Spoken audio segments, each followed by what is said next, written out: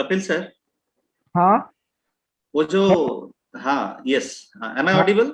या बोलो वो जो तलमले सर ने जो भेजा है सर यूट्यूब पे लाइव है अपन। अच्छा, okay, it's okay. Kapil, you can start. या Barure sir, या your video is not visible. Yeah, Yes, now yes, now it's it's back. Now it's back. Kapil, yeah, please हाँ proceed. okay. So good morning all. I once again welcome you on the day 5 of morning session of the online classes being conducted for this program prescribed by Rashtrasant Tukroji Maharaj, Nagpur University, Nagpur, for MA English second semester. The topic for this session is Indian English poets.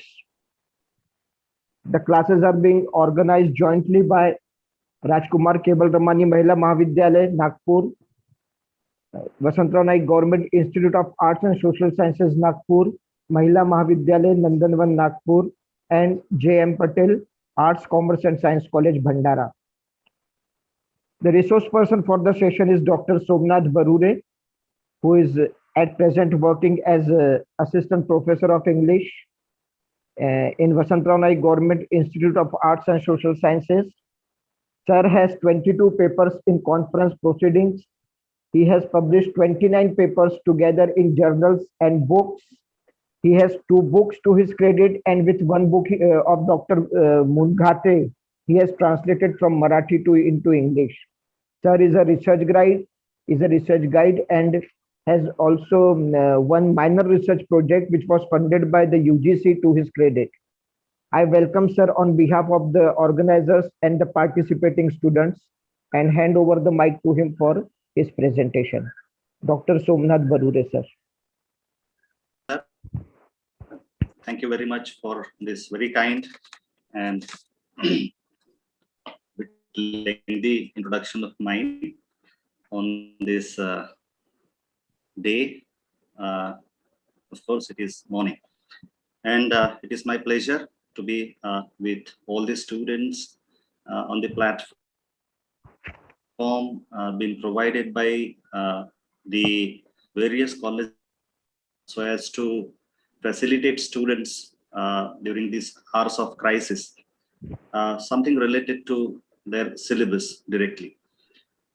Today, I'm going to speak about Indian English poetry through second paper in semester 2, that is Indian Writing in English 2, Unit 1. As respected Panikar sir said, even the last one and the current topic I'm going to deal with needs more time. Indeed, in normal classroom situation, perhaps I would have given not less than 8 regular classes for this unit to deal right from the background topics and the 4 individual major poets in the modern and post-modern Indian English poetry, beginning from the person with whom his age and the trend for which he and his contemporary poets they are famous. Nissim Ezekiel, A.K. Ramanujan, Kamla Das, and the last one, Arun Kolatkar.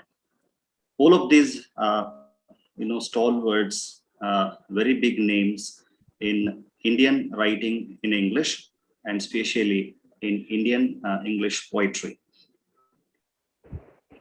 When we talk of this second phase, if I'm relating to the phases been made of Indian English poetry from the first, that is pre-independence or before independence poetry that we have in English, to which M.K. Naik in his very famous book of history of Indian English literature, he calls that phase as Gandhian phase, because the poetry, the poets, their subjects, the entire treatment been used by these poets that is close to the political era of Mahatma Gandhi in the pre-independence period.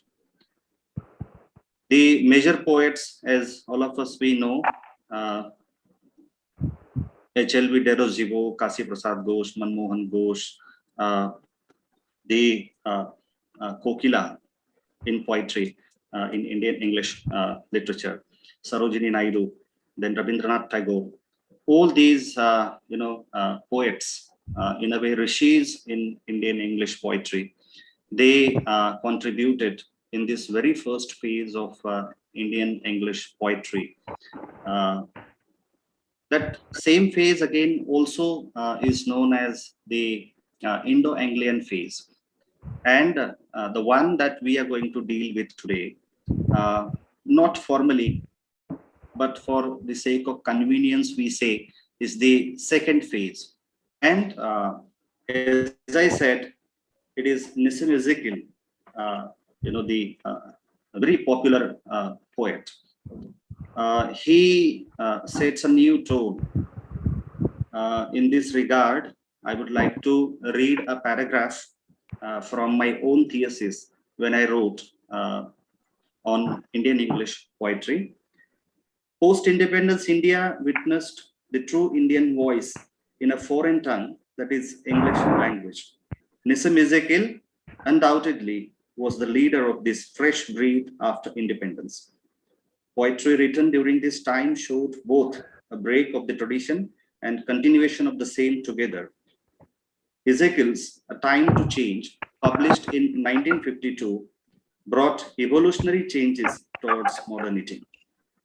These changes appear in the form of protest, defiance of conventions, and an inclination towards experimentation, new realism, and new symbolism. Indian landscape gave birth to many promising poets with fresh and vibrant voices in the 60s and onwards.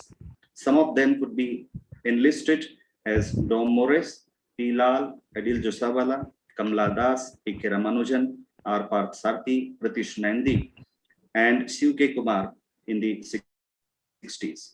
Whereas Keki and Daruwala, Dwarkanath Kabadi, Jiv Patel, A.K. Mehrotra, Jayant Mahapatra, Dilip Chitre, Arun Kolatkar, Salim Pirdani, Aga Saeed Ali, Gauri Deshpande, Margaret Chatterjee, Meena Alexander, Eunice D'Souza, Manohar Shetty, Vikram Seth, Imtiaz Dharkar, Shahid Surwardi, Ayappa Panikar, and Vilas Sarang.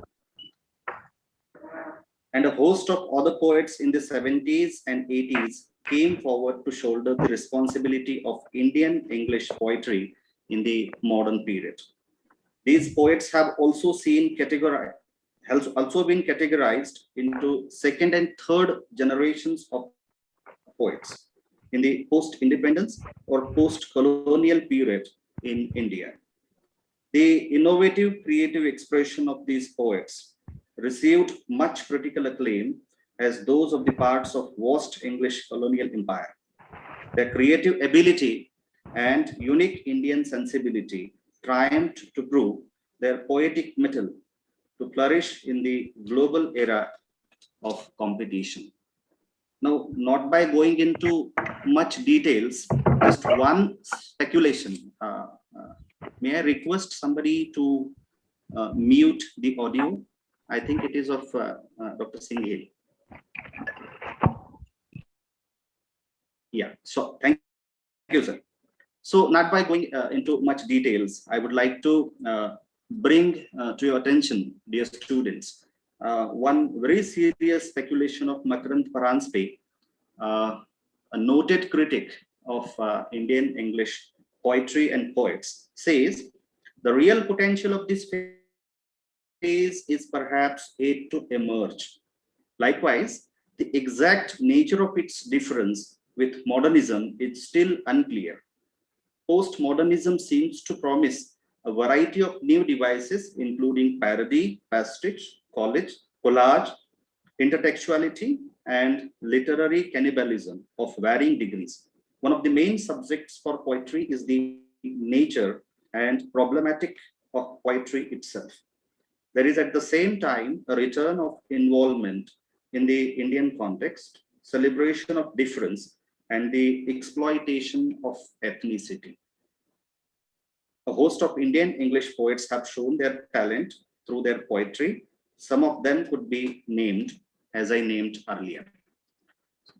The reason behind why I read these one or two paragraphs from my own thesis was to make it very clear at the outset for students together that what are the major trends in postmodern or modern poetry that we're going to read, because we don't have a watertight boundary so that we can place Ezekiel, Ramanujan, Kamala Das, and Arun Kolatkar into postmodern period, because a few of them, they have contributed through their poetry even in modern period, or better to say, we don't have a clear-cut modern and postmodern period in Indian English poetry. So with this brief idea at the back of mind before we begin reading from our syllabus, let me make it very clear again, one more thing, that as you know, the total number of poems and poets we are going to read about, the notion that we can teach poetry is not 100% acceptable for anyone. And in my case, at the outset, let me tell you that no one can teach poetry. Just together we can read, and that's what we're going to do in the coming 1.5 hours, if time permits. Let me share my screen. Yeah. I hope it is visible to all of you. Yeah.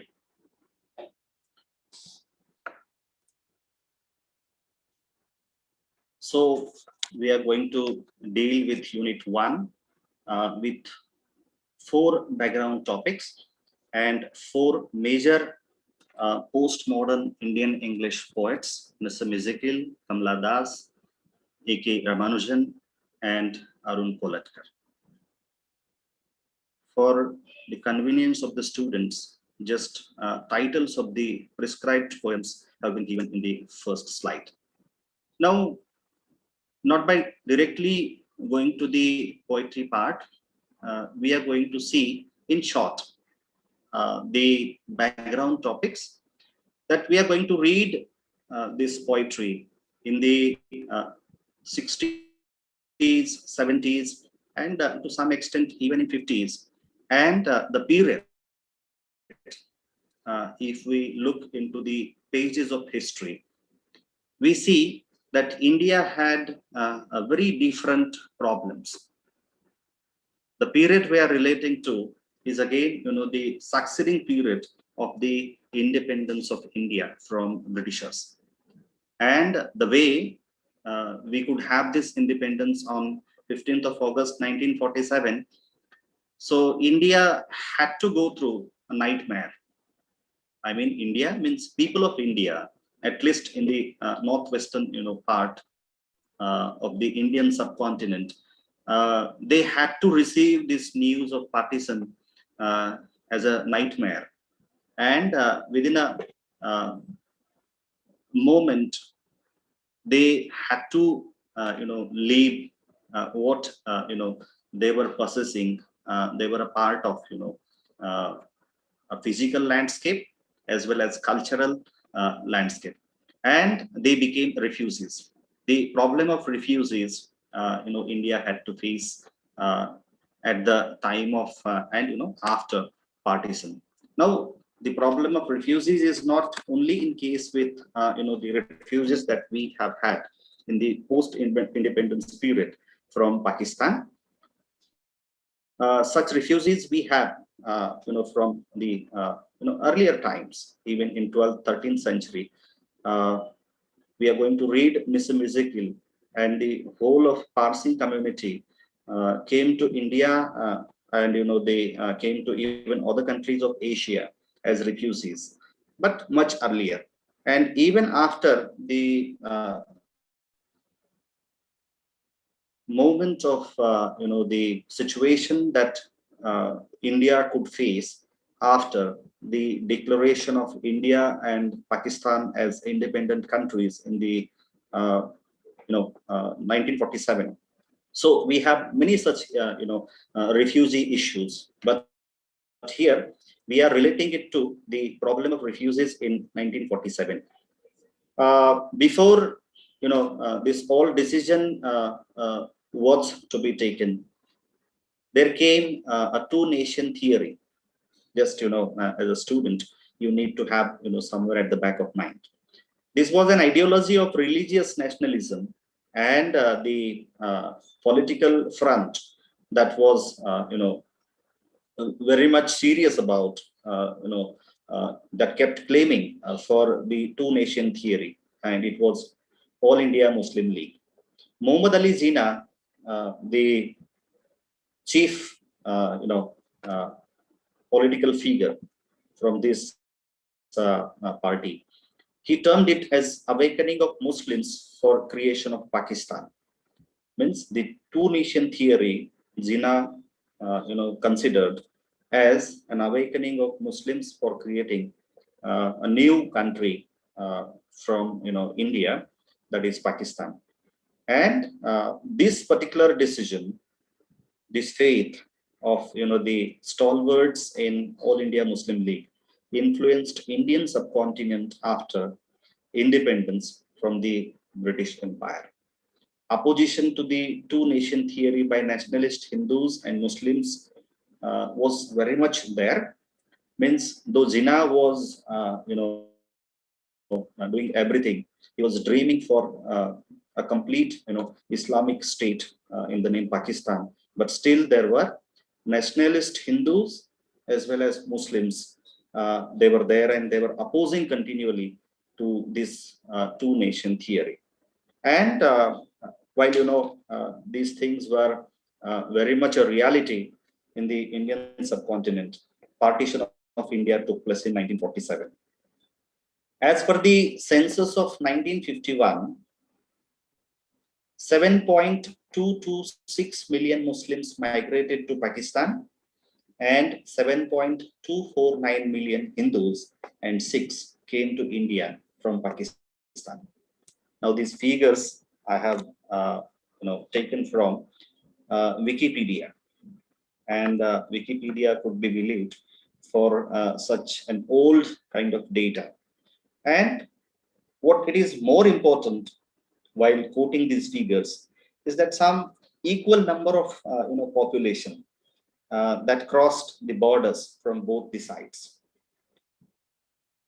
Some more than 7 million people from India, of course, they were Muslims, they went to Pakistan, and the equal number of people, Hindus and Sikhs, they crossed the border and came from Pakistan to India. Now, these refugees had to face a severe loss of homes and means of livelihood. The very first question before people, after this partition of the Indian subcontinent into two countries, was their loss of homes and their means of livelihood. Then began the rehabilitation of refugees. Then how the newly established, newly appointed Indian government was to rehabilitate these refugees was a question. Some were there of the opinion that they be rehabilitated in different regions of the country, in different cities of the country. Some were of the opinion to settle them and why not to have new cities of the refugees. Then some were after caring about their future in politics, and they were after creating their political constituencies. There were some other non-political organizations like Rashtriya Swayamsevak Sangh and Hindu Mahasabha, as if it was an opportunity for them to, to some extent, uh, help people by extending, the daily needs, in the form of help, or by, rehabilitation. Through rehabilitation, they were there to help. So even this perspective was also there when rehabilitation of these refugees was to be done in the post-independence period. And the growing expectation from the government of all these refugees, as well as those who were expecting, who were on the side of helping them in reality.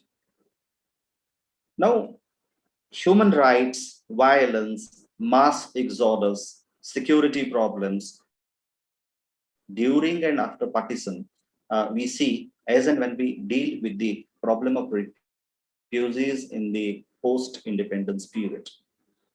Now, when we are reading poetry, while having this particular thing in mind, we have to relate it to the idea that when we are reading poetry from postmodern and modern period, we have to take it into consideration that the Indian populace had many more dreams from the government of India, the newly elected government of India, because we're reading poetry in 60s, 70s. Even just by stepping out of, the topic, though we don't have, the angry young man that we have in Bollywood, and even in, the uh, prose writer, fiction, writing, that we don't have in poetry, but still that same fervor could be seen in the poetry of modern and postmodern period, wherein such disappointments, broken dreams of people that they could have from the independent India and its leaders, that could be seen in the form of poetry. So sort of dystopia that has happened in this period, and that could be seen in poetry. So just a passing reference to first background topic, that is the problem of refugees in India. Then the second one is 5-year plans in India. I don't know how to relate it to the poetry we are going to read, but still, if it is there and has got some, weightage, then we shall have just, passing reference to 5-year plans in India, its history, the way it was implemented, and now we have reached a time in, our times wherein they have been suspended. We don't have, the 13th 5-year plan. The 12th 5-year plan was there from the year 2012 to 2017. And in 2017, the present government of the NDA, National Democratic Alliance, now they have suspended the idea of 5-year plans. Now, what this 5-year plan, idea was, it was introduced by Jawaharlal Nehru.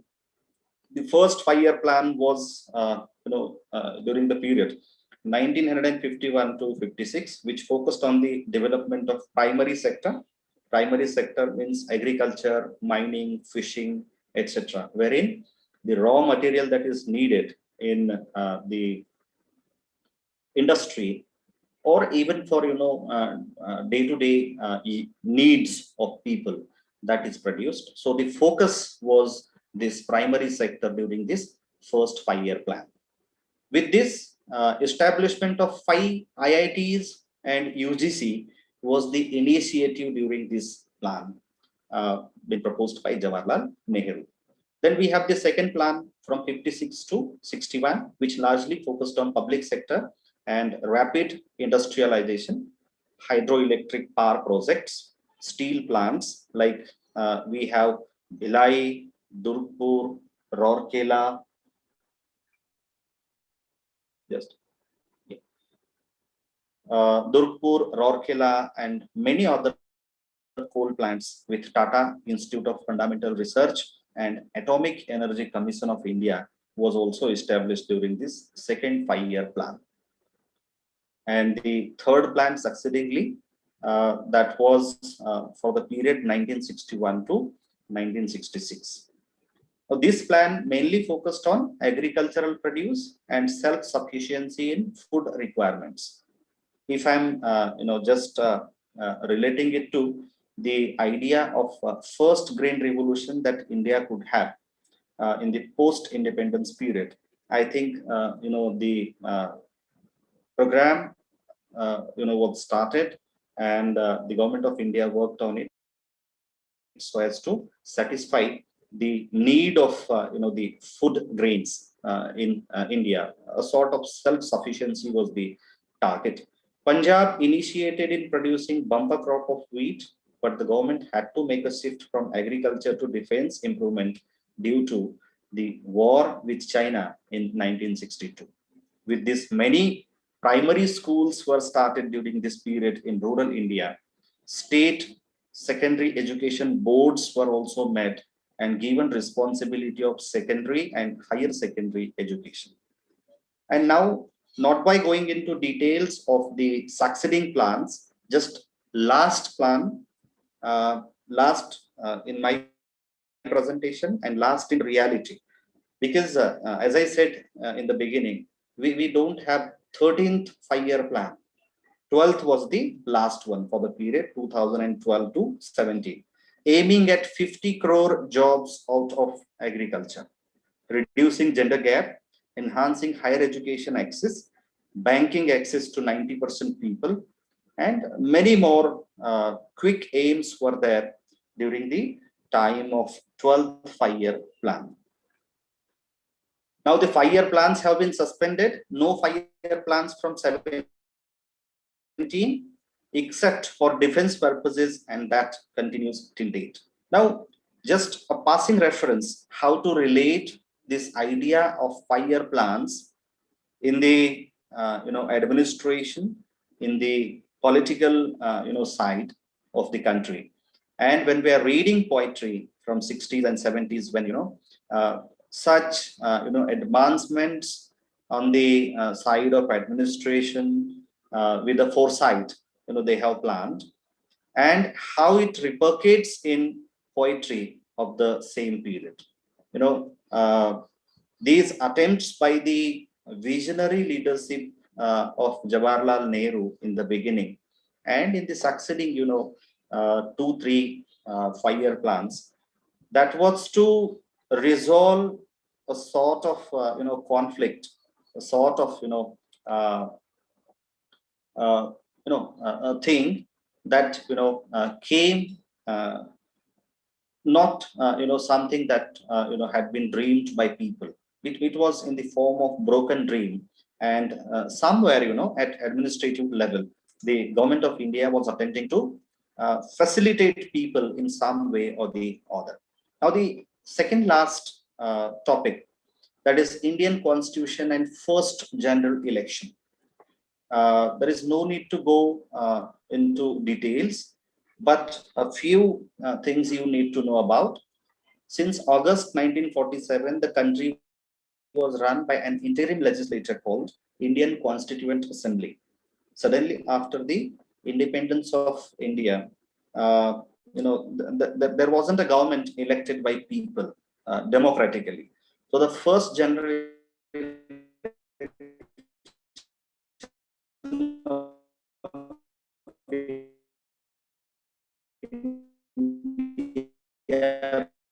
began on 25th of October, 21st of February, 1952.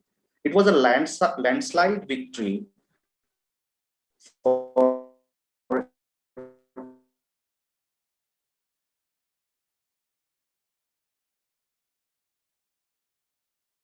Minister of India. The election was conducted on the basis of universal adult suffrage. Then anyone of the age 21 years could cast his or her vote. The Constitution of India, Bharatiya Samvidhan, is the supreme law of India. The document lays down the framework that demands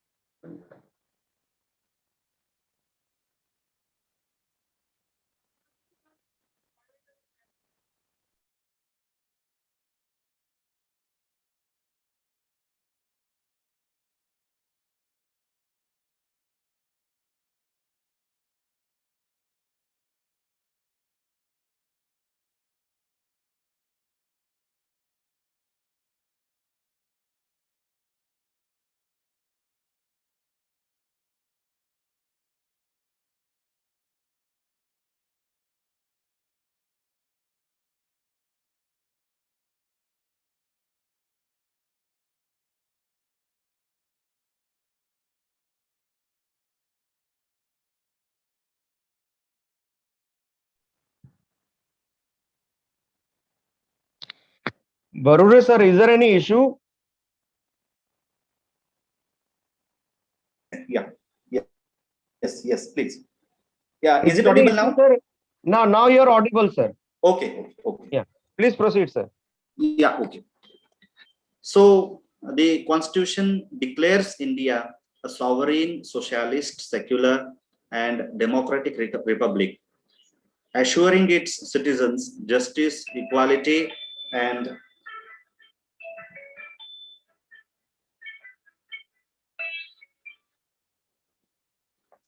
equality and liberty, and endeavors to promote fraternity. Yeah. The last background topic, that is Dalai Lama's escape to India. The 14th Dalai Lama was born on 6th of July 1935. He is the current Dalai Lama, the highest spiritual leader of Tibet, and the retired political leader of Tibet. He is considered a living bodhisattva. During the 1959 Tibet uprising, the Dalai Lama escaped to India, where he currently lives in exile, while remaining the most important spiritual leader of Tibet. The Dalai Lama advocates for the welfare of Tibetans while continuing to call for the middle way approach of negotiations with China for the autonomy of Tibet and the protection of Tibet culture, including for the religious rights of Tibetans.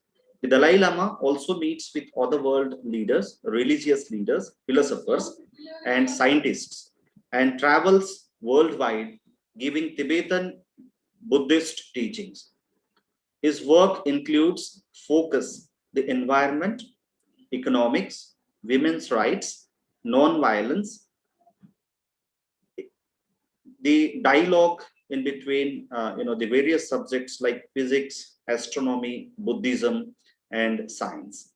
Along with his teachings on Tibetan, Mahayana, and Vajrayana, the ones in Buddhism, the Dalai Lama's Kal Chakra teachings and initiations are international events. He is the chief patron of the Mahabodhi Society of India, conferred upon him at the 2008 annual general meeting of the Mahabodhi Society of India. The Dalai Lama is a recipient of the Nobel Peace Prize Award in 1989. So this was a running kind of survey of the background topics prescribed in this paper. Now we are directly going to the first poet, Nissim Ezekiel. We are supposed to read three of his poems. Ezekiel was born on December 16, 1924 in Bombay, the Bombay Presidency then during British Raj. And he died on 9th of January 2004, aged 79 in Mumbai. Ezekiel's contribution, as it has been shown on the screen: Time to Change, published in 1952, 60 poems, 1953, The Discovery of India, 1956, the third on 1959, The Unfinished Man, The Exact Name, and Snakeskin and Other Poems, translation of the Marathi poetry, Hymns in Darkness, Latter-day Psalms, collected poems, and Ezekiel could also be seen into very prestigious anthologies of poetry, that is collected poems. The Golden Treasure of Writers Workshop Poetry, 2008, edited by Rubhak and published by Writers Workshop, Calcutta. His poetry has also been published in 10 20th Century Indian Poets, 1976, edited by R. Parthsarthi, and published by Oxford University Press. The Oxford India Anthology of 12 Modern Indian Poets, published in 1992, edited by Arvind Krishn Mehrotra. And the anthology was published by Oxford University Press, New Delhi. As while talking about the postmodern writers, postmodern poets, I have also already said that how a shift from the Gandhian phase, from the pre-independence phase to the post-independence phase we have seen. Nissim Ezekiel, without any doubt, was the leader of this fresh breed after independence. Poetry written during this time showed both a break with the tradition and continuation of the same together. Ezekiel and his Time to Change, published in 1952, brought revolutionary changes towards modernity. These changes appear in the form of protest, defiance of conventions, and an inclination towards experimentation in nouveau realism and nouveau symbolism. Now, out of his three prescribed poems, I have just a minute.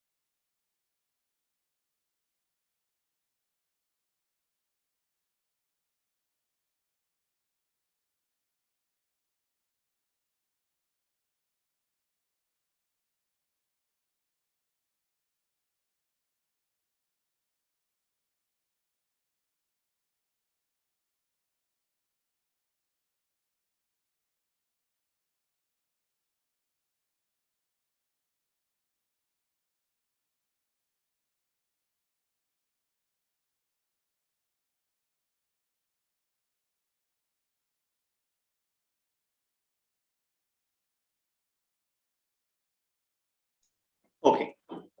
So out of the 3 prescribed poems by Nissim Ezekiel, his background casually goes in a very different manner. The poet begins, a poet rascal clone was born, frightened child would not eat or sleep, a boy of meager bone, he never learned to fly a kite.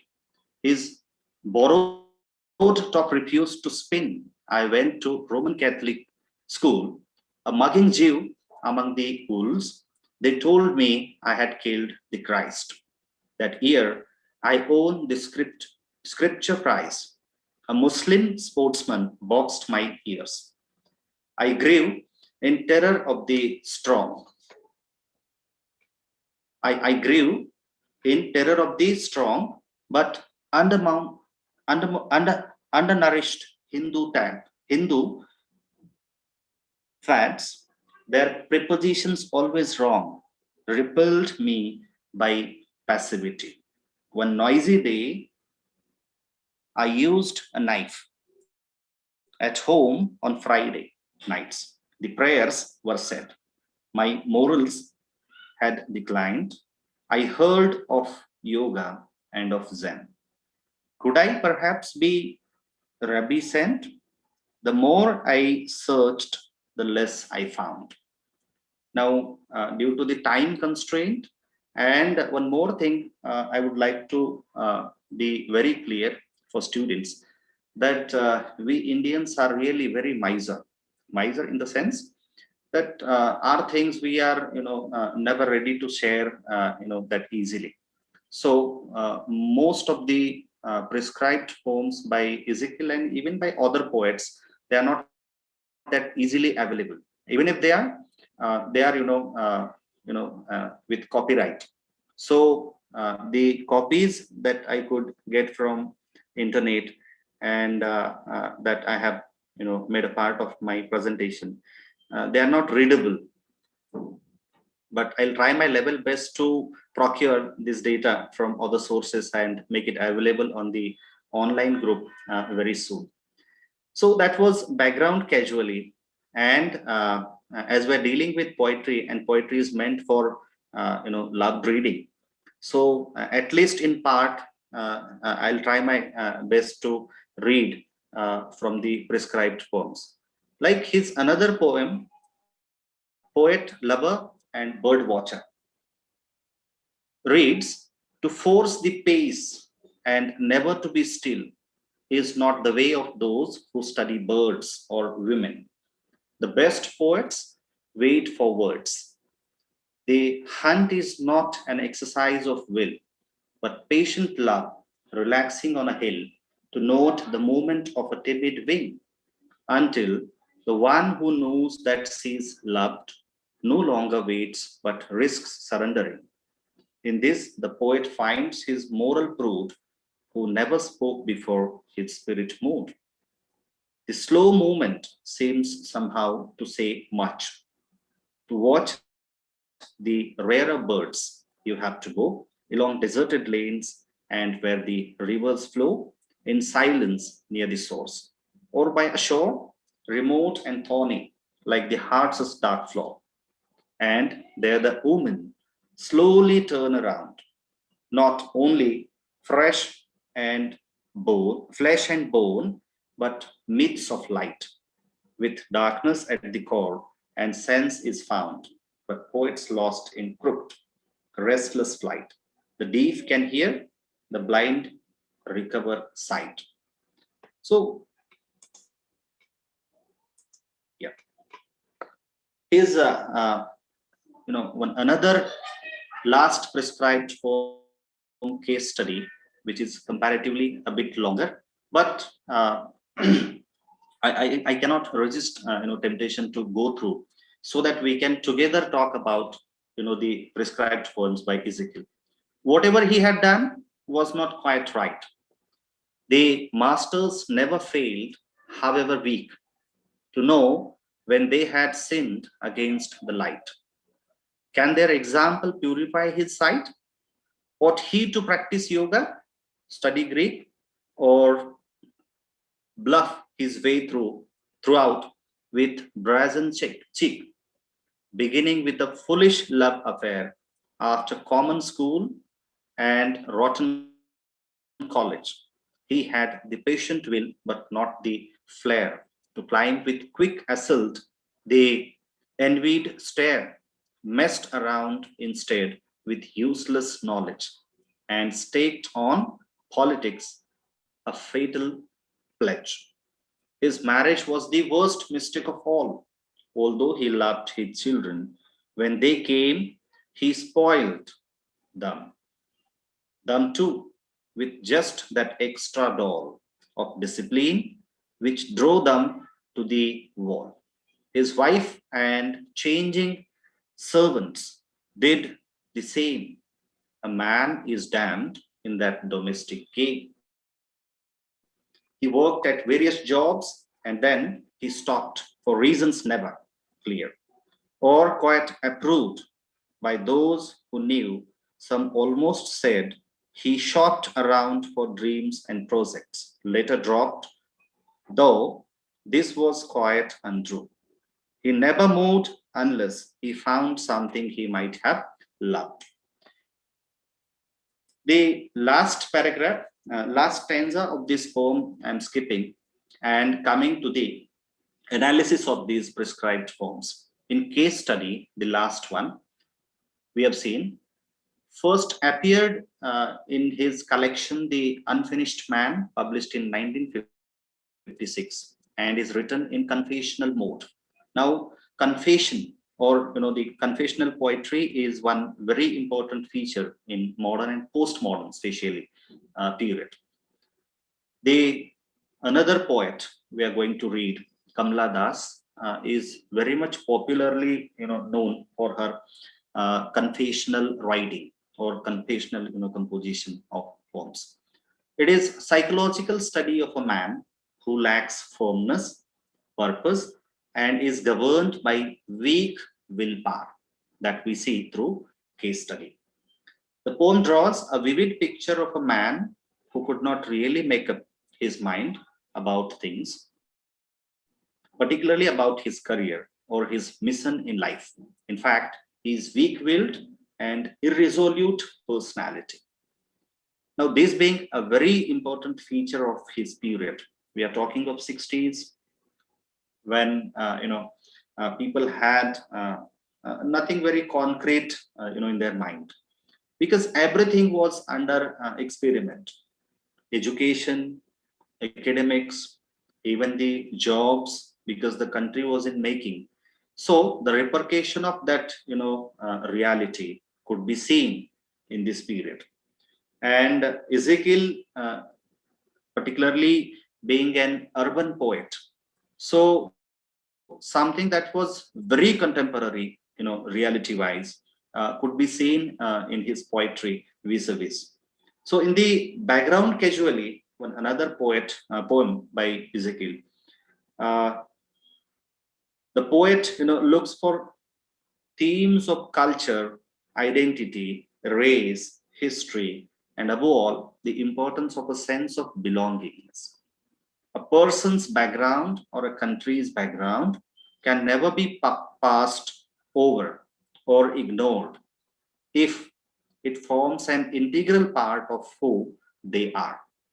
Their background affects their attitude to learning, their ability to carry out a job, and their success or failure at relationships over a lifetime. Now, when we read Nissim Ezekiel, who is a Parsi, a minority group, community in India, and even globally, the poet in background casually, he begins with his own example, how his family background, the cultural background or the ethnic background works in his own life, what he has to or he had to go through as his individual experiences, and then he relates it to the national issue that he sees. So background casually deals or it highlights the issue of background that affects the attitude, learning ability, and overall personality of an individual, with the success and failure in terms of relationships over a lifetime. The poem seems lightly written, but the implications are sobering and profound. Overall, one strong message a reader could take away from the poem is that it is up to the individual, not the society, to decide where he most belongs and feels most comfortable with.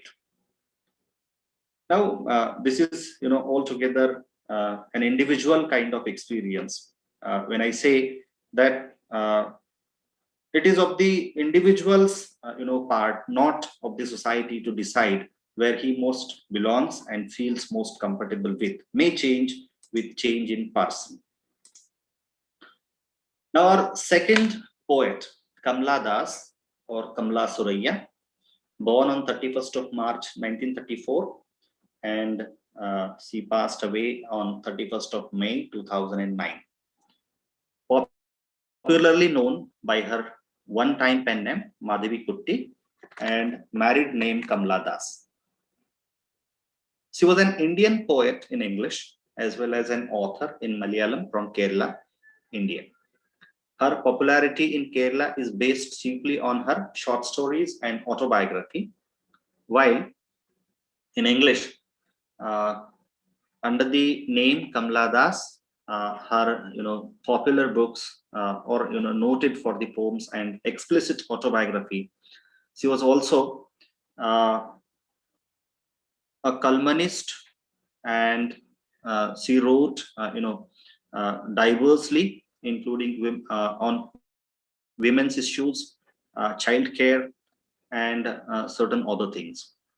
The contributions in the name Summer in Calcutta in 1965, The Descendants in 1967, The Old Playhouse and Other Poems in 1973, The Stranger Time, Tonight This Savage Rite with British Nandi, and collected poems with the Annamalai poems. These are some of the English contributions of Kamla Das. Much of his readings are available in Malayalam, but that not being the part of this class, we will not deal with the other contributions. Now, going directly to the first poem prescribed by Kamla Das in her syllabus, that is the Freaks. He talks, turning the sun, stained cheek to me, his mouth a dark cavern where stulcities of uneven teeth gleam, his right hand on my knee, while our minds are willed to race towards love. But they only wander, tripping idly over puddles of desire. Can this man with nimble finger tips unleash nothing more alive than the skin's lazy hungers?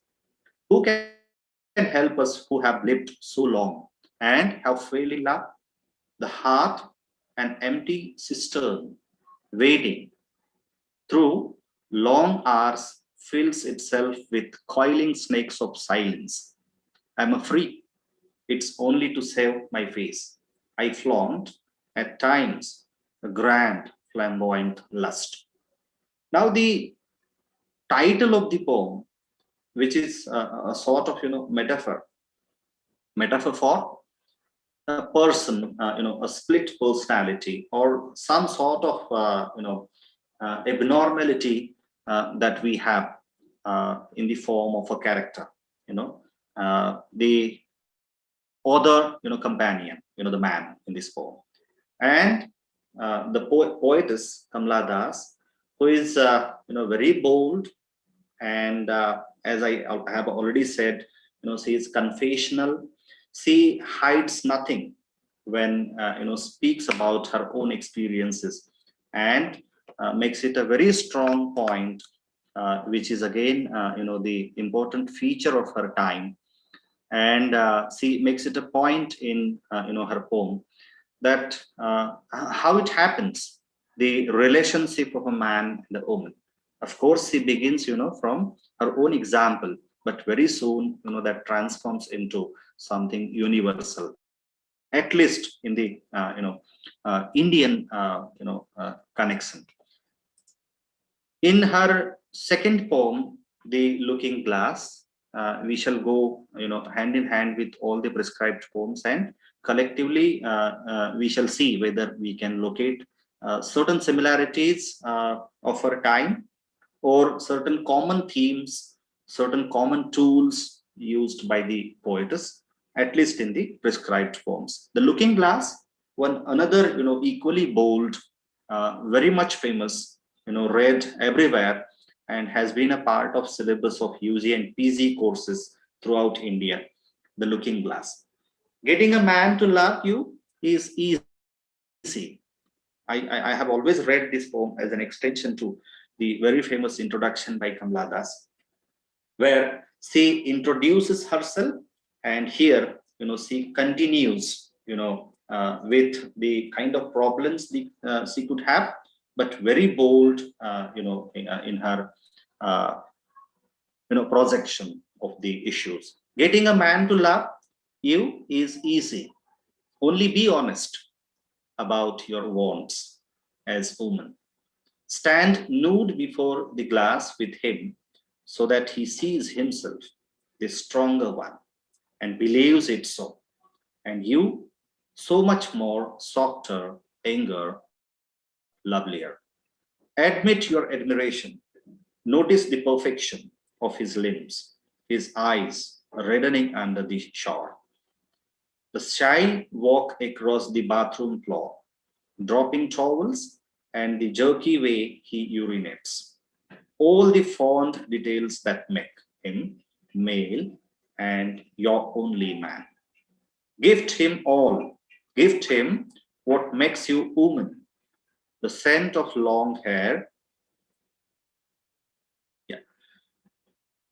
Gift him what makes you woman. The scent of long hair, the musk of sweat between the breasts, the warm shock of menstrual blood, and all your endless female hungers.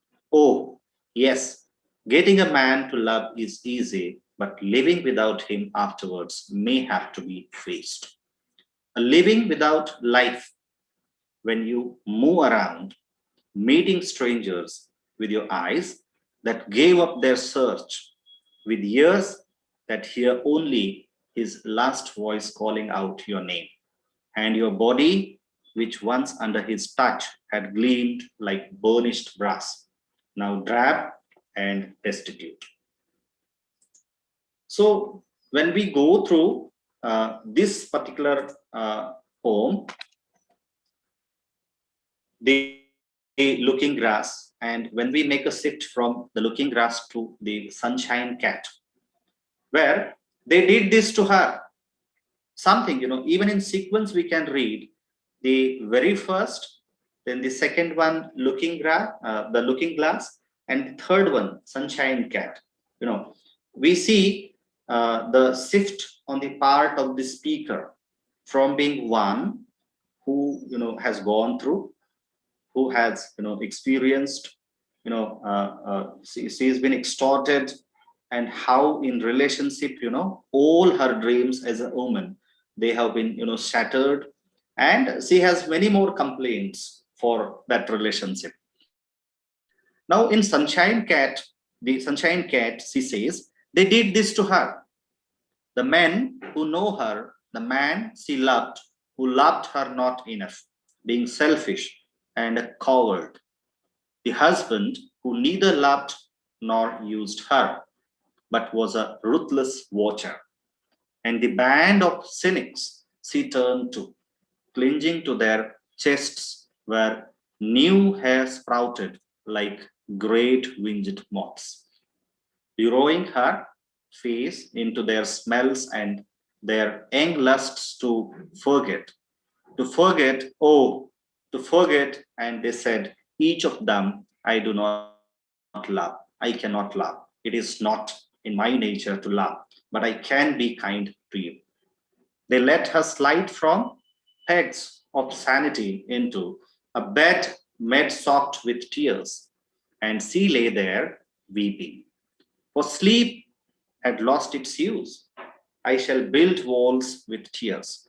She said, walls to shut me in. Her husband shut her in every morning, locked her in a room of books with a streak of sunshine lying near the door like a yellow cat to keep her company. But soon winter came, and one day, while locking her in, he noticed that the cat of sunshine was only a line, a half thin line. And in the evening, when he returned to take her out, she was a cold and half dead woman, now of no use at all to them. Now, when we go through such very touching, something very real, something that was a daily sort of practice in case of many women in India. Now they have been given a voice by the poetess Kamala Das. When we talk of the brief analysis of these three successive poems, the Freaks, the Looking Glass, and the last one, the Sunshine Cat. The poem The Freaks dramatizes an abnormal situation in love, making which exposes the futility of loveless relationships. It also brings to light the agony of the female persona who remains a non-participant in the act of love. See, what the poetess says is important for the reason that she being a part of, that love making, but still for the reason that, it was not willingly, or a sort of, force was there. So it is a sort of grievance on her part, and says that a non-participant in the act of love making because it denies her the emotional and intellectual thrills of life. She feels almost suffocated, but has to bear this torture because of social compulsions. Mind it very well, we are reading poetry from the 60s and 70s. She is not against physical love, but it must pave the way for spiritual love. Now, Kamala Das presents the male lover in a very poor light in the poem, the freak. He is a confirmed freak, which I said a metaphor, who is a classic case of abnormality. He is sex-starved, who does not think beyond the carnal relationship. Being highly self-centered, he willfully overlooks the demands of his partner in a sexual relationship. He considers the female as the object of the gratification of his lustful desire. Only he is least bothered about the satisfaction of the female's emotional and spiritual needs. He has no faith in the curative and purifying power of love.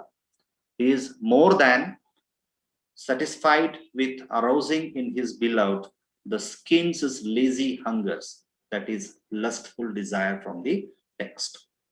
Das uses very suggestive images to convey her feelings. The expression puddles of desire exposes the male persona's lustful nature. Sun is the symbol of intense heat which can harm the human body. The very, first, the scorching heat of the sun disfigures the skin and makes it very repulsive. In the poem, The Freaks, the female persona is filled with awe as her lover talks, turning a sun-stained cheek to me. The detailed male anatomy are presented here with utter distaste. This is so we could see concentrates on its negative aspect alone. The Looking Glass, second poem, appears sarcastic in its tone, and the helplessness of the woman is as it reflects the desires of the woman to portray her man as the stronger part in their pair. If the man leaves her, she suffers from loneliness and lack of love, and if the man dies, she keeps lamenting over his death throughout her life. So, in this situation, where is her individuality as a woman in the pair? Isn't it like it is all about man and woman? It's just an objective matter. The very intention, perhaps, behind writing this poet is to justify this last question, the place of women in Indian society. The poet uses ironic tone to praise the male ego by admiring a man's ability to draw attention to her own soft feminine self. Here, the speaker is the poet herself, and the structure of the poem seems like a lyric poetry to me, as it has strong feeling and thought of the poet. By using this, she is trying to stimulate a man's passion and satisfy his superior male ego, but in a verbal irony tone that means saying one thing but meaning another. When she appreciates the well-built of her husband, it is ironic.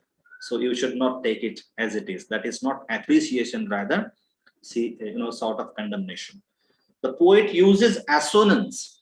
Now, this could be seen in almost all poems that we have read and we are going to read. The major, technical aids used by these poets together, that is, running on line, that is called enjambment, assonance, irony, skepticism. These are the major trends that we see among all these four, postmodern poets. The poet uses assonance in the words had, drab to connect two lines in the looking glass. The sound in these words is the same. Assonance can be found in the words is and destitute. The sound I connects two lines. These assonances make up a tune for the poem. The melody of the poem is like the flow of the stream, smoothly, slowly, and steady. Now, the last poem by Kamala Das, The Sunshine Cat, is taken from the collection of poems titled Summer in Calcutta, published in 1965. It shows the difference between lust and love in a very convincing manner. Now, lust has always been, sexual relation has always been an integral part of the poetry of Kamala Das. But here in this poem, it differentiates between lust and love in a convincing manner. It is a personal poem having universal implication.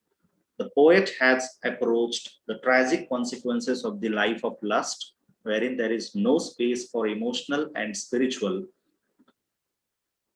satisfaction. She has adopted the female perspective for highlighting the predicament of a helpless and frustrated woman in the modern male-dominated society. As the slides are likely to be with you, so I'll skip reading, the entire analysis of this poem as well, and we shall make a shift to another poet, A.K. Ramanujan. Ramanujan was born on 16th of March 1929, and he too was died on 13th July 1993. When we are reading all these poets in 21st century, most of them, except even Arun Kolatkar, is no more, is it? So the dates are there for your convenience. Ramanujan was an Indian poet and scholar of Indian literature who wrote in both English and Kannada. Ramanujan was a poet, scholar, professor, philologist, folklorist, translator, and playwright. His poetry is known for its thematic formal engagement with modernist transnationalism. Some 2-3 terms while preparing this presentation I came across, and I would like to stress upon. Even if you go by these new terms in this period, that helps you to locate the new technology or the new techniques used by these poets. His poetry, thematic formal engagement with modernist transnationalism, issues such as hybridity and transculturation figures prominently in such collections as Second Sight, published in 1986, Selected Poems, published in 1976, and The Strides in 66.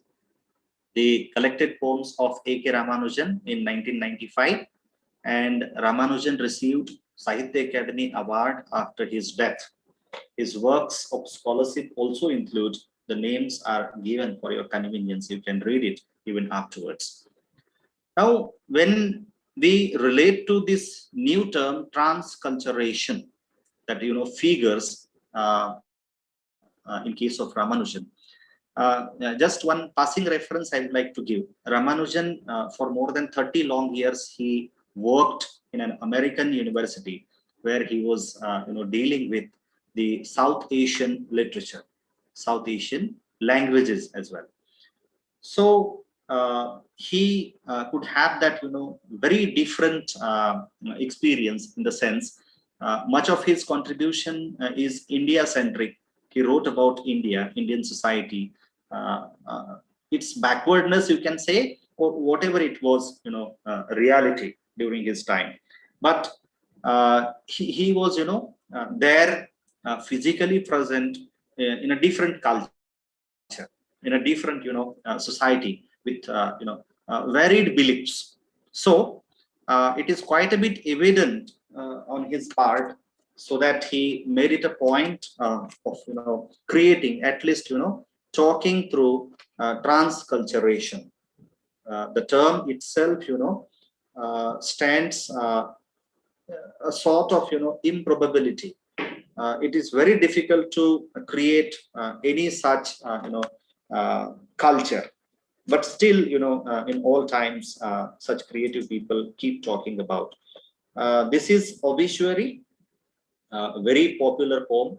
Almost all of us we have read this particular poem at some point of time, wherein the speaker in this poem speaks of his father who is dead, and obituary relates to the custom that we have, that when somebody is no more, somebody is dead, in the memory of the dead, a news kind of thing, a small piece of information about his sad demise is been published in newspapers. But in an ironic manner, the poet here, through the speaker, speaks about the not sad demise, but the memories of the dead person, and unfortunately the dead person is his father. Now, what it is been left by the dead person is been talked in a very different manner, isn't it, in this poem. Father, when he passed on, left dust. On a table of papers, left debts and daughters. A bedwetting grandson, named by the toss of a coin after him. So he considers the person who is dead nothing. Maybe because of the time we all, and especially when Ramanujan is dealing with this idea some couple of decades ago, we have to take it for granted that this is the reality in our time, that those parents, those fathers, those mothers, they will be remembered in a very nice manner. Those who have left a sort of heredity, you say, or something very good, something very useful, maybe in terms of property or money or gold. If it has been left by the dead person, then the next generation is likely to remember them in a very nice manner. Ramanujan is talking about a huge populace And the example that he cites, father, one who has left just dust and papers and daughters and a bedwetting grandson who is named by the toss of a coin after him. A house that leaned slowly through our growing years on a bent coconut tree in the yard. Being the burning type, he burned properly at the cremation. No, how the words and the metaphors they have been used by the poet. He relates, the kind of personality father was, because being, in party, he may be of burning type, nothing to accept that easily, or all the times calculating things in life, in daily life. So he says he burnt properly at the cremation for the reason he was of burning type, as before easily, and at both ends left his eye coins in the ashes that didn't look one bit different. Several spinal discs rough, some burnt to coal for sons to pick gingerly and throw, as the priest said, facing east. Now the whole of tradition and the imagery used by the poet in this particular poem, it is both surprising and at the same time convincing in the sense that the poet is in different mood, and with the use of imagery, he very successfully transforms his experiences through the piece of poem Obituary. Now, what it happened to that obituary, we shall see, in the analysis of obituary. The poem by Ramanujan reminisces his father's death and the merit and meaning in the speaker's family life. The opening line enumerates the list of things that father left behind as legacy, and the speaker carps that the father left them only with trials and tribulations. The newspapers are just stale pieces of past news, because the obituary is to be printed, and that is already printed on the paper. And what happened to that paper, in a very ironic manner, the poet says, Own has not contributed much in terms of creativity or productivity. Daughters are considered to be a source of burden in India.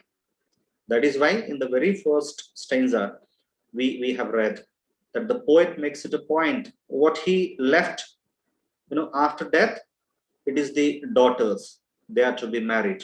They are to be married, that too with, the dowry. So it is a sort of burden for the speaker, his son.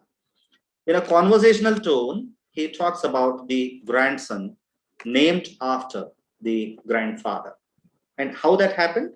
That too, happened with a toss of coin, not that willingly, not that ceremoniously. And all he gained in his life worth mentioning is that he managed to get 2 lines of obituary inserted in some newspaper in Madras.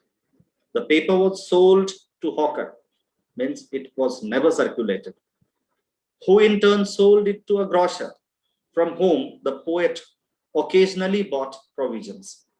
This underlines the triviality of whatever the father has achieved. So the poem, depicts truly its time. This is the small-scale reflections on a great house, comparatively a longer poem, and due to the time constraint, I won't be reading this, but you can read, afterwards from the video made available.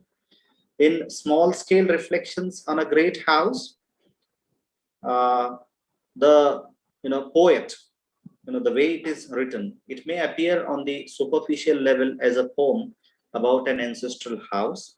Nevertheless, it signifies considerably the great Indian culture. The house is said to possess an incorrigible property of letting anything into its confine without allowing it to go back. The Indian culture has forever accommodated whatever had arrived at its threshold. It has incorporated all foreign elements into its internal structure to form a homogeneous whole. The adroit repetition of the phrase lost long ago points to the loss of its true essence. The use of the present tense highlights the presentness of the past, how the past and present are intricately linked to each other. We see in small scale reflections on a great house. Now here, when the poet, is talking about his own house, but at a level, it transforms into the nation that he belongs to. Owing to poverty and the lack of proper amenities, diseases that once entered the household, it may also refer to the widespread prevalent superstitions that exist like a congenital deformity or hereditary disease in the Indian society. So house be taken synonymous with Indian society. And if something has entered into house, means that has entered into the Indian society as well. So on a point note, poet ends the poem by mentioning that a boy who once ran away returned as a corpse that had been half eaten in the Saharan in the year 1943. Certain attributes that live do return, but in a deadened form, like the nephew who had left the house to join the army and returned as a dead body. He had been killed in the course of a clash between the country's border security force and that of the neighboring country's security forces. Clashes and conflicts may kill the person, but it can never kill the nationalism and patriotic fervor. As Gandhi once said, a nation's culture resides in the hearts of the people and not something physically. Of mothers, among other things, is the last poem, and the poem is about a mother's struggle and her sacrifices for her children. The title holds a very deep meaning. The phrase of mothers depicts that the poem is about motherhood. The poet talks about his own mother in the poem. However, all the mothers find the same hurdles in their lives, and hence the poem is for all of them. The second part, among other things, from the title is confusing and can have different meanings. It can be a depiction of the younger generation which considers mothers as ordinary commodities and do not have any emotions for them. So readers of this particular generation, you people particularly, this poem is more appropriate. Of course, some 20, 30 years before when it was composed, that time also it was appropriate to its time, but the appropriateness has reached to its climax these days. Again, I'm going to skip the reading. The text has been given on this in this slide, but directly we shall go to the brief analysis of this particular poem. Of mothers, among other things, by Ramanujan uses non-traditional images to depict and define the speaker's mother as someone strong, determined, and eagle-like.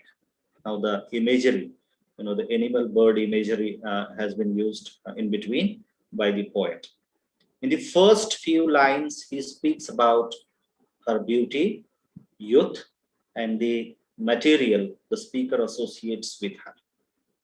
The poem begins with the speaker's smelling the images of his mother's youth. She was soft, flower-like, and silken. That couldn't last forever though. As she aged, she met with adversity seen through the rain imagery. It tried to tie her up, but she was an eagle and fought through it. But that wasn't the end of her troubles. One very poignant moment in the poem shows the mother, like an eagle, getting one talon trapped in a mouse trap. She lost that finger, talon. The poem concludes with all the images of the previous stanzas come together to depict the mother in her current older state, reaching down to pick a grain of rice from the kitchen floor. The son sees her whole history in this moment. Now, this is the last prescribed poem in this series, love poem for wife one. There is one another. The poem begins with the speakers describing a fight he had with his wife. It was so long that it felt like it lasted days. The argument brought to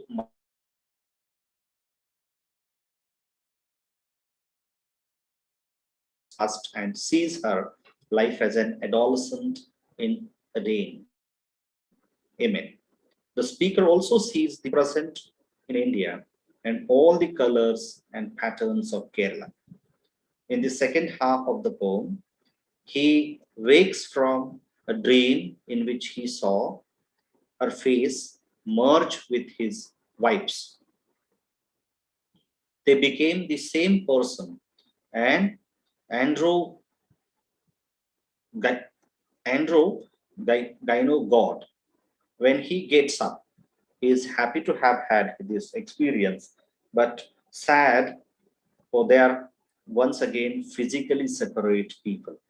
In the end, his wife remains sleeping and he gazes at her in the morning light. Now, this beautiful ode to love and childhood by Ramanujan is an intimate conversation between two people. We should keep in mind while reading. The poem is in the form of letter. In this letter, the poet mourns their unshared childhood. The poem also talks of how family changes with changing equations with the person aging. It creates images through things of past for lovers like through black and white photographs. With this, we make a shift from Ramanujan to our last poet, that is Arun Kolatkar. The biographical information of Kolatkar with his major contributions has been given in this slide. I'll just refer to a few names. Like Kolatkar is the only Indian poet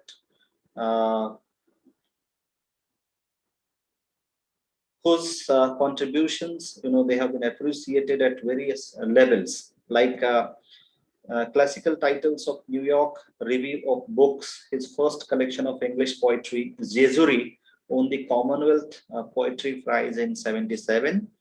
His Marathi verse collection, Bhizki Wahi, means a wet, notebook, won Sahitya Academy Award in 2005. An anthology of his works, collected poems in English, edited by Arvind Krishna Mehrotra, was published in Britain by Bloodex Books.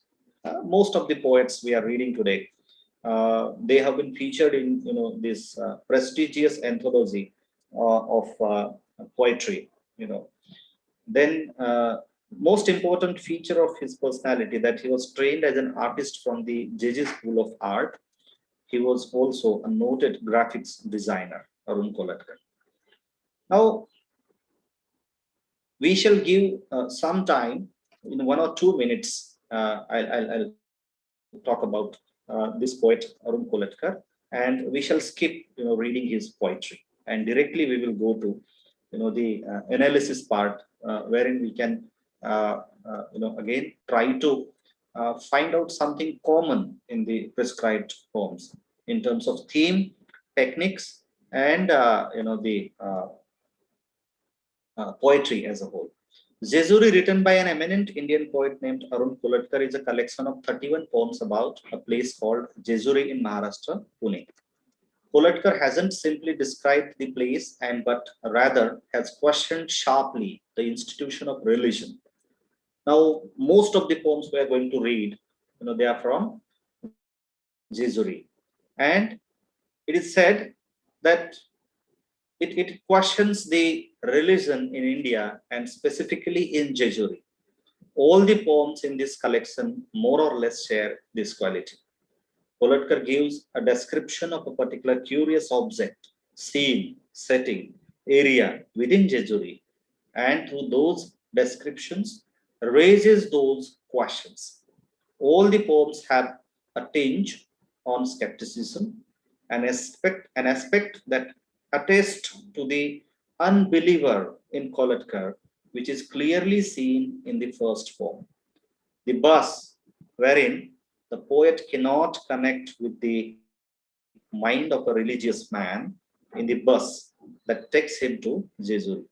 The poem starts the poet's journey to this religious place and immediately sets the tone of skepticism right there that can be seen in all the subsequent poems as well. This skepticism takes away spirituality of the poet for religious places. The collection ends with 6 poems under the title The Railway Station, which is a part of your syllabus. Kolatkar apparently is going to take a train to depart from Jejuri, and even in the 6 poems about the railway station, Kolatkar presents a unique portrait of the mundane aspects of most Indian railway stations and colors them with a new form so that the reader will be able to discern beyond the obvious. Even in Jejuri's railway station, Kolatkar sees signs of religion that pervades the rest of the town. This is his first prescribed poem, Heart of Ruin. Just a few lines so as to make you people aware of the change that we have reached while reading from Ezekiel, Kamla Das, A.K. Ramanujan, and now it is Arun Kolatkar. The roof comes down on Maruti's head. Nobody seems to mind. Let's all, least of all, Maruti himself, maybe he likes a temple better this way. A mongrel bitch has found a place for herself and her puppies in the heart of the rain. Maybe she likes a temple better this way. The bitch looks at you guardedly, past a doorway cluttered with broken tiles. The pariah puppies tumble over her. Maybe they like a temple better this way. The black-eared puppy has gone a little too far. A tile clicks under its foot.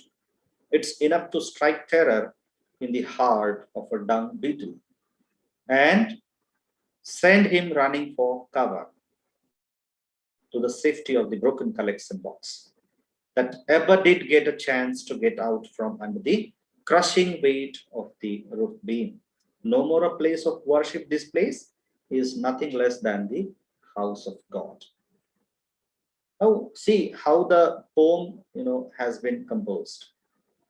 There is a sort of unity from beginning to the end, and it is written in the form of couplets.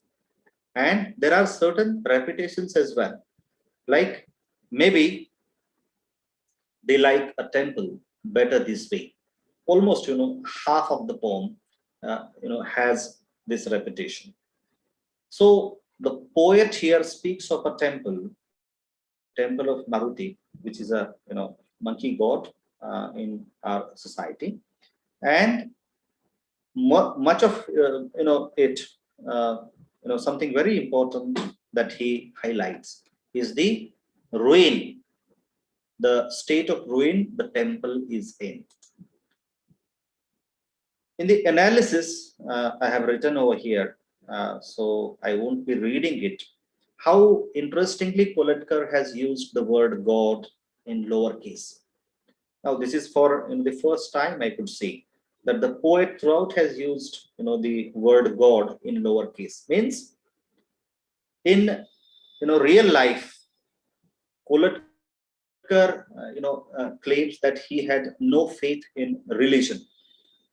Then you may, come across a question that if he was in no faith in Hinduism, why did he visit to, Jejuri? Because Jejuri is the place for only those who have faith in religion. But the poet is a different individual. Kolatkar writes God in lowercase throughout. The implication is that Kolatkar doesn't believe in idol worship and false beliefs. The various scenes, we realize that nothing is left in the temple. Neither can one see the idol of God properly, nor can he or she enter the temple, but it has become a spot of the animals. Although the poet takes us through a rough description of the image of the temple, the ending is optimistic. Now he says the temple isn't a place of worship, but is a house of God. See, just by using a phrase, how he changes the entire, overview of the, discussion in this poem. Means actually he is talking of, the temple in ruin, but very positively using words. How he changes the scene and says that now this has become, the temple isn't a place of worship because people have stopped coming, to this temple because of, the fear that it may fall anytime. But very artistically he says, but is a house of God now, because everybody is welcome. Now the mongrel bitch, her puppies, everybody is welcome in the house of God. And the poem optimistically comes to an end. The next one is an old woman grabs hold of your sleeve and tags along. She wants a 50 paise coin, an ordinary kind of a picture that we see at any religious place. You've seen it already. She hobbles along anyway and tightens her grip on your shirt. She won't let you go. You know how these old women are. They stick to you like a burr. You turn around and face her with an air of finality. You want to end the farce when you hear her say, "What else can an old woman do on hills as wretched as these?" You look right at the sky, clean through the bullet holes she has for her eyes. And as you look on, the cracks that begin around her eyes spread beyond her skin, and the hills crack, and then temples crack, and the sky falls with a plate glass clatter around the satterproof crone who stands alone. Now, in this poem, just one important thing. Of course, the theme, the persona, and the entire methodology used by the poet has importance. But more than that, the words used in this particular poem, and the hills crack and the temples crack and the sky falls with a plate glass clatter, isn't it? Means this imagery, auditory imagery that we have through use of words in this poem is very unique by Kolatkar. This poem opens up us to another perspective of this pilgrimage, that is of the old woman. We see multiple meanings as the perspectives change. Poverty is the cancer, our country is suffering it. No places have escaped poverty. The old woman is poor, and the religious places are full of such pictures. She attempts to be local guide to the pilgrims in return of a 50 paisa coin. So while reading, and even while reading this analysis, you will come across these things. The old woman lives near the temple, but the temple community doesn't take care of her, looking at her condition. Kolatkar here seems to be a bit social in exposing such issues at religious places. Everyone is greedy, and that results in suffering. Her eyes reflect the sky of inner consciousness. They give a glimpse of the vast potential of the life. The realization is such a shattering experience that everything else seems futile.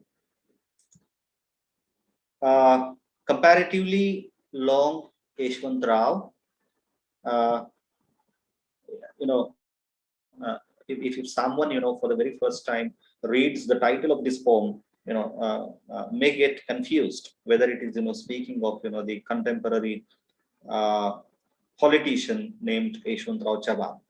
But for your surprise, it speaks of a god, a subsidiary god. The poet, even, in the very first few lines, makes it clear. Are you looking for a god? I know a good one. His name is Yeshwant Rao, and he is one of the best. Look him up when you are in Jejuri next. Of course, he is only a second-class god, and his place is just outside the main temple, outside even of the outer wall, as if he belonged among the tradesmen and the livers. See, Kolatkar is very stern. Actually, he is, there to attack the kind of, tradition that we have. When it is about people, we have, the class and castes and, the different levels in our society. Even gods, they could not be away from this this categorization. They too have, categories. They too are, of, supreme kind, or, the ordinary one we are talking about, Ishwantra. He's a subsidiary god.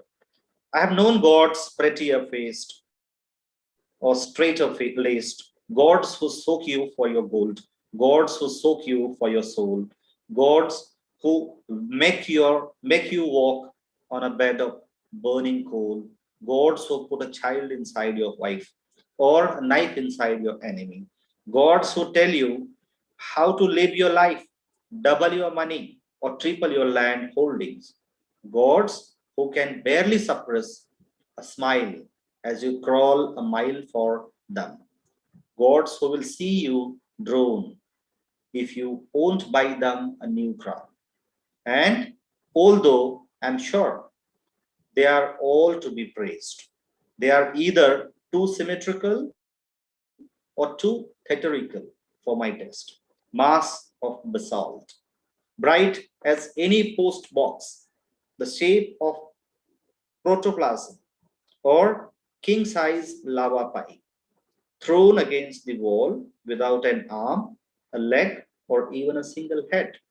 Yeshwant Rao is the god you have got to beat. If you are short of a limb, Yeshwant Rao will lend you a hand and get you back on your feet. Yeshwant Rao does nothing spectacular. He doesn't promise you the earth or book your seat on the next rocket to heaven. But if any bones are broken, he will mend them. He will make you whole in your body, and hope your spirit will look after itself. He is merely a kind of a bone setter. The only thing is, as he himself has no heads, hands, and feet, he happens to understand you a little better. Oh, even while reading this poem, how many things the poet does. He attacks, the customs, traditions in our society, the orthodoxy that we have, the prevalent one, and the kind of gods that we have as a result of, the uh, you know false belief that we have. And the last thing with which he ends, Yeshwant Rao's description, the only thing is, as he himself has no heads, hands, and feet, he happens to understand you a little better. Means, on equal scale, he speaks of, the devotee of Yeshwant Rao and the god itself. Now, analysis, I think better you people will read. And with this, we have come to an end of my presentation. That in no way means that we have talked enough about all these four poets and their prescribed poems. Of course, we need to reread, reinterpret, and find new things. Talk about the technical aspects. Due to time constraint, I could not spare time separately for the tools used by all the four poets. And even in independent poems, these poets, they have used such things. Mostly when it comes to the technical aspect and the poetic devices, one common thing we see that through all these poems we have the running on line or enjambment, that is known, that has been used by these poets. The other devices like assonance is there, and even the imagery used while talking about the independent poets, we have seen that changes from even poem to poem, and even from one poet to the another. So I wish you all a good time, and thanks for patient listening during this a bit lengthy presentation of mine. Thank you, sir. Thank you very much, sir. I mean, it was always going to be a very challenging task to complete these poets in a space of 1.5 hours. But I must say that you did a good job of it, and then to cover the background portions as well. I know it would take normally, if we teach in our class, it would take 8 to 10 classes to complete the unit. Because Yes. each poet in that category is unique. Their contribution is unique. They have their own style. They have their own content to express. So, but then I must say that as Barure sir said towards the end of the lecture, it is left to you as PG students to explore these poems. Go through these poems line by line. Remember, you would be having MCQs, and that means there might be a lot of questions based on those poems in detail.